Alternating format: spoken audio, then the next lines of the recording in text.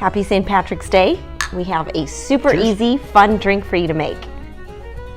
And nothing says St. Patrick's Day in Ireland like sparkling wine, coconut water, agave, and basil.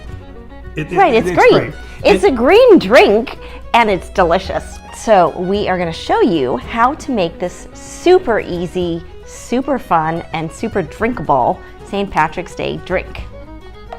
Here we have some pureed basil, and all we did was we pureed that up with a little bit of the coconut water and agave. You'll see the recipe there. And we're just going to add like about a tablespoon to each glass. And then we're going to add our sparkling wine. Now, we have sparkling wine. I would use Prosecco, and it works really well in bellinis with peach puree, so I would use Prosecco. Sparkling wine works too. Whatever you had on hand, because it's super easy. And it smells so good. Oh, God, it smells like basil. Yeah. Now, it's extra bubbly. Yes.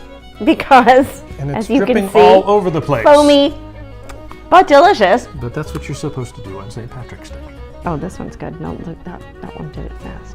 Do you know any tricks to Well, you know, make the foam on go the old down? Jackie Gleason show, Joe the bartender, he would just stick his finger in it. I was going to say, I thought there was something like that. But I'm not going to do that here. Yes, please don't. Well, just do it in your own. That's fine. We're almost there. Look. You know what? This is very reminiscent of a Guinness. So, yes. So it works. All right. I think we are good. Garnish with a shamrock. All right. Now, and you don't need to rim the glass because it's automatically rimmed from the basil foaming up with the sparkling wine.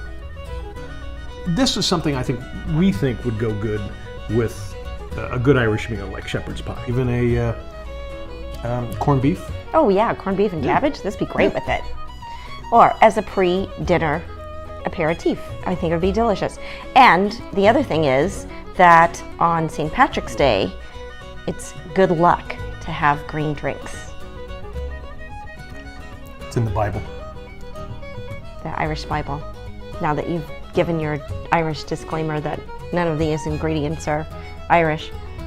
Doesn't matter. Everybody's Irish on St. Patrick's Day. Yes, and none of them were hurt in the making of this drink either. No. So cheers, happy St. Patrick's Day. You're not wearing green, by the way. Yes, my socks are green.